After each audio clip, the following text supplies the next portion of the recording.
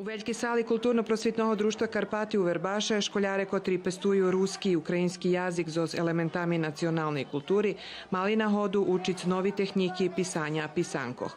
Prešlого roku sme prebili ljad, probovali za tim projektom sprem Nacionalnog sovitu odboru za mladež, toho roku druga i išće vekša od volanka djeca u Karpatovi, думам, že sme napravili pravi pocah.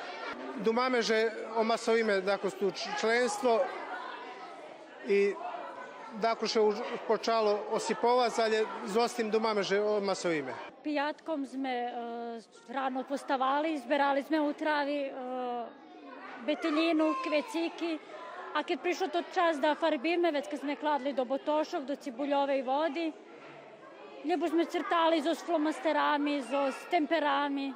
Nastavnica ruskog jazika Slavica Mali pomahala školjarom u farbenju, a nastavnica Olja Stankov ukazala prikrašovanje pisankov za dekupaž tehniku.